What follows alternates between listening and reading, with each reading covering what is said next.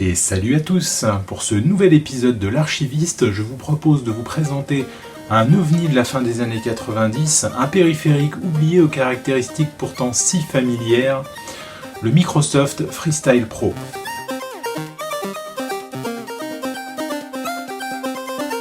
Alors, 1998, le monde entier se passionne pour les bateaux qui coulent et les dinos japonais. Ouais, Windows 98 sort à l'heure, le premier Half-Life sort lui aussi, et ainsi que ce premier StarCraft. Mais bon, ce qui nous intéresse pour cette vidéo, c'est le Freestyle Pro, un des représentants de la grande famille des contrôleurs pour jeux vidéo Sidewinder de Microsoft. Un contrôleur révolutionnaire qui se trouve n'être rien de moins que l'ancêtre de la Wiimote.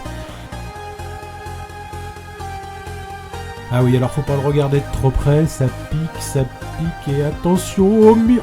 Ça c'est la manette que j'ai reçue pour faire cette présentation, donc en parallèle de vous montrer comment on le démonte, je vous propose de vous raconter un petit peu l'histoire du bidule. C'est la première manette qui a été commercialisée étant équipée d'accéléromètre. Elle est le résultat du travail d'un certain Steven Batish, tout jeune salarié de Microsoft à l'époque. Son truc à lui, c'est de trouver un moyen d'aider les handicapés à se déplacer en fauteuil roulant, même avec très peu de muscles valides.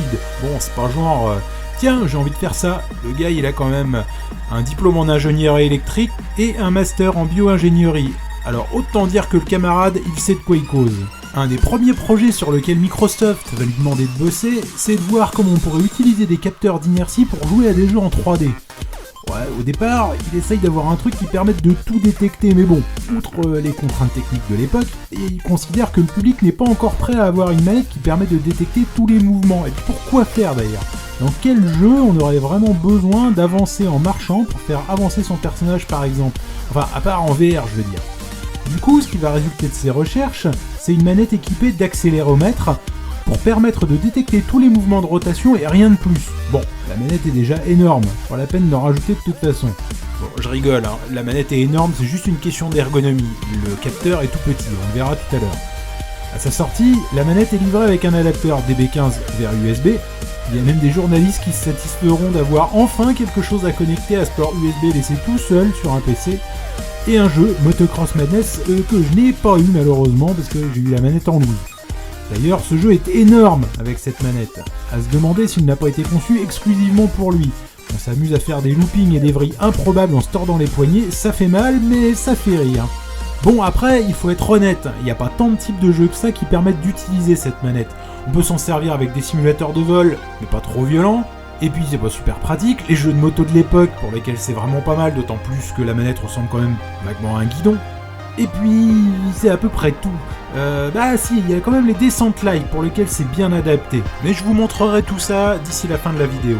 Mais bon, du coup, je me suis quand même demandé ça. Comment un accéléromètre peut détecter une rotation ? Parce que finalement, on sert que de ça ici.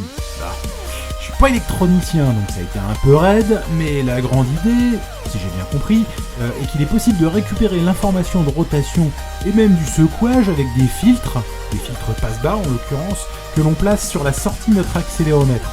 Un petit lien dans la description d'un exemple pratique pour les curieux, pour la peine. Bon, du coup, je vais vous décrire rapidement le bousin. Outre la possibilité de se péter les poignets en l'agitant dans tous les sens, je parle bien de la manette, pas d'un hélicobite. Il s'agit d'une manette classique avec 6 boutons, 2 gâchettes, une croix directionnelle. Il y a aussi une molette qui peut être paramétrée, et enfin 3 autres boutons. Une touche Shift plus grande qui va permettre de servir de touche majuscule, si on utilise les pilotes officiels, ça permet de dédoubler les boutons. Sinon, c'est juste un bouton Start, et enfin un bouton Sensor qui va permettre de désactiver l'accéléromètre et d'utiliser la manette comme une manette en fait. Petite note, en manette, c'est pas top. La calibration ne marche pas terrible et le comportement est parfois un peu bizarre, même après un nettoyage en règle. Bon bah voilà, je crois qu'on a grosso modo fait le tour du sujet. Je vous propose de vous faire votre propre avis sur les 3 jeux qui suivent que j'ai, honte à moi, fait fonctionner sur mon PC de bourgeois avec DOSBox, ou pas. Certains des jeux ont accepté de tourner tel quel au lieu d'utiliser une machine d'époque. Je le referai plus, c'est promis.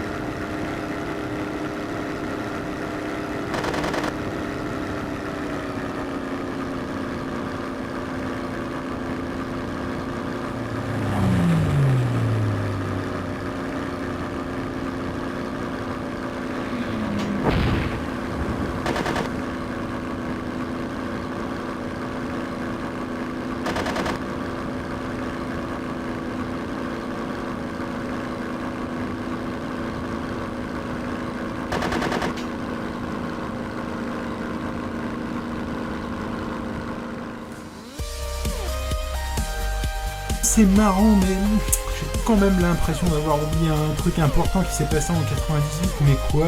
Alors là... Merci d'avoir regardé cette vidéo, n'hésitez surtout pas à vous abonner, un petit pouce bleu ça fait plaisir, à la prochaine, et ciao!